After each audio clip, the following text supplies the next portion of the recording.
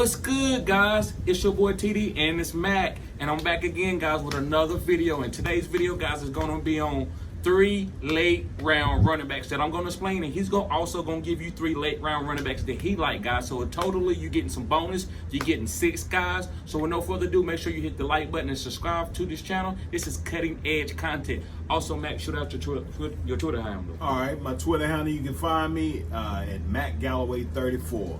Yep. Check me out. Also, guys, make sure you sign up for my OnlyFans, guys. It's only $10 a month. If you sign up for my OnlyFans, you can be invited into some of my listener leagues on Sleeper, guys. So make sure you tune in to do that. All right, let's start. My first running back, guys, that I believe that is a late round sleeper, that I believe is killing his ADP value, is Samaje Perine. Yes, guys, Samaje Perine. The reason why I love Samaje Perine, guys, don't you know in week 11 when Joe Mixon was out, that Samaje Perine was the RB2?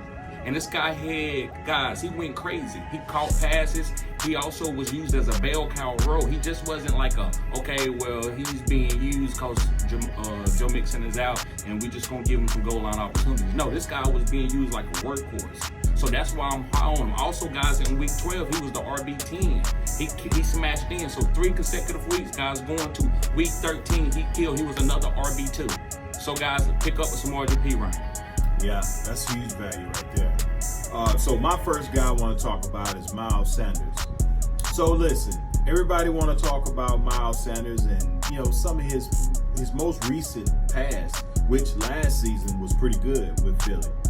Yeah, well, we know Carolina is not the same team as the Philadelphia Eagles. Offensive line, so on and so forth.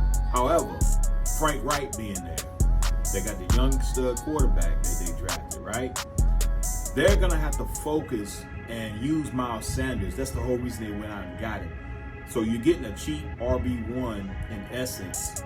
Real football now. You're getting an RB1 that you can plug in and use him to kind of help simplify this offense. And it can run through Miles Sanders, basically. And we know Frank Wright and his recent past and what he's done with RBs. Now, I'm not saying Miles Sanders is Jonathan Taylor by no means.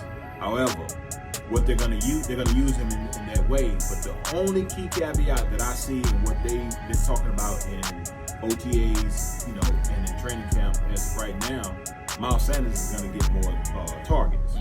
So they're going to use him coming out the backfield. He's going to get 15 to 20 carries a game. So, and if you can get that type of workload in your later rounds, like your late 4th, 5th round, maybe even 6, just depends on your makeup of your league. Right. That's huge. So that's why I say Miles Sanders for me is a huge value in that ADP range.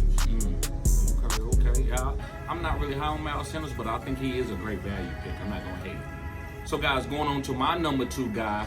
My number 2 guy, guys, is A.J. Dillon. Yes, guys, A.J. Dillon. The reason why I'm on A.J. Dillon, guys, if you watch his game log, every time he gets 15 carries, guys, he is scoring over 15 points.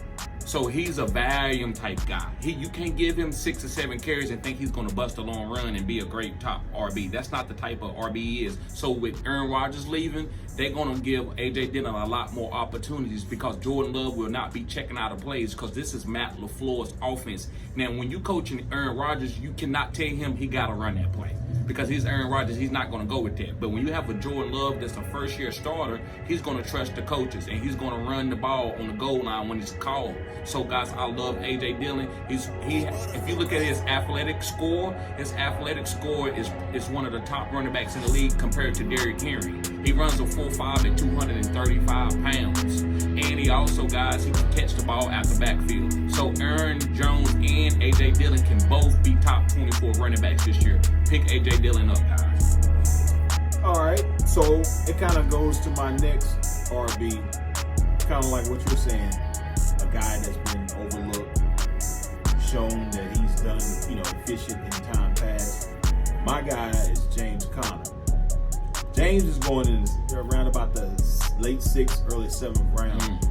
But the guy is constantly finished within the top 10 the past 2 seasons. And I can't understand why people are forgetting about James Conner.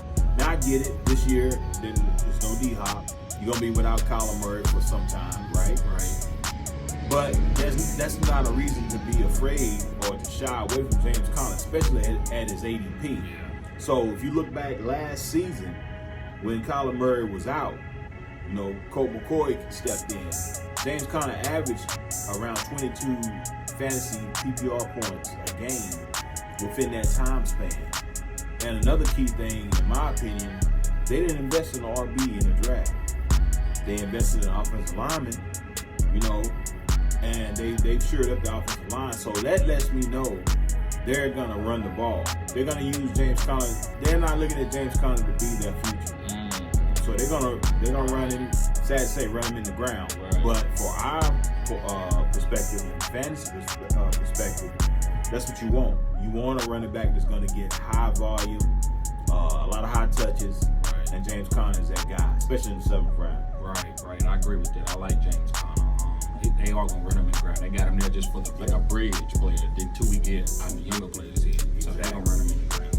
All right, guys. My last guy, last but not least, is Antonio Gibson. Listen, I've made a lot of videos on him this year, but I love Antonio Gibson. Guys, if you go back to last year in week 1, this is how they're going to use Antonio Gibson. Antonio Gibson had, 8 targets on 7 catches for 72 yards, no touchdowns, and about 15 carries for about 72 yards.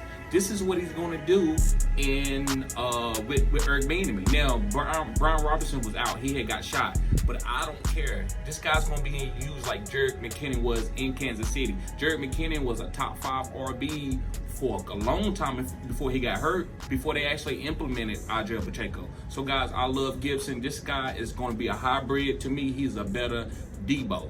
And Eric Bieniemy offenses like Kansas City, they're not going to be getting down to the goal line and running our formation and Brian Robinson running it in. It's going to be quick screens. It's going to be all types of Kansas City getting guys out in space, kind of like you've seen in the Super Bowl with Kadarius Toney and Skylar Moore, flipping it to the tight end, all kinds of things. They're not going to be a traditional offense. So, guys, I love Antonio Gibson, and I think he could be a top 10 RB if you ask me, guys. Pick up Antonio Gibson. I said what I said. Pick up Antonio Gibson. Yeah, great pick. I echo everything you said, man. I love Antonio Gibson, especially in the EV offense. So, and last but not least, the guy that I choose is my 3rd RB. It's a late round stud. Is Alexander Madison. Okay, so let's look back in his 6 career starts without Dalvin Cook. It's almost like a plug and play situation. Right. They didn't skip a beat. That's one of the main reasons that they moved on from Dalvin, and of course the fact that Dalvin is injury prone. I hate to use that term, but it is what it is. If you look at the history, he gets injured a lot, right? And most running backs do. And people got to realize Alexander Madison's only 25 years old. Right. The guy's still young. Right. But the main thing I'm looking at is the volume. The guy's going to continue to get volume. Yeah, they're going to pass the ball. That's their main MO. Right. They're going to throw that rock.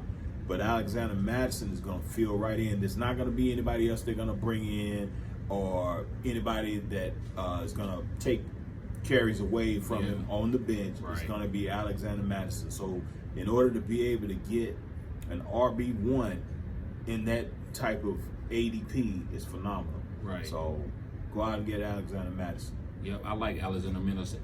You got to take him. There's nobody else taking his carries. This is his opportunity. If he don't do good this year, then he'll probably be like a backup. So I agree. So, guys, thank y'all for tuning in to Fantasy Good Sports. Make sure you follow Mac at where? Yeah, Mac Galloway 34 on Twitter. Yep, and also, guys, sign up for my OnlyFans. Now, listen, this ain't nothing weird. I'm not taking off any clothes or anything. This is just a different platform to be more personable with y'all, so that way I can chop it up with you. We can also have a consultation. And then, listen, guys, if you just want to have a consultation, you don't want to sign up for the OnlyFans, hit me up at my Gmail at fantasygoodsports@gmail.com. Guys, it's $40 for 30 minutes, and we can chop it up about anything. I can help you with your draft for 30 minutes, and also if you need me to help you out with your whole draft, it's $80, guys. But if you sign up for OnlyFans, it goes to only $40. So, guys, I got plenty of deals. Make sure you sign up. Y'all be safe. Peace.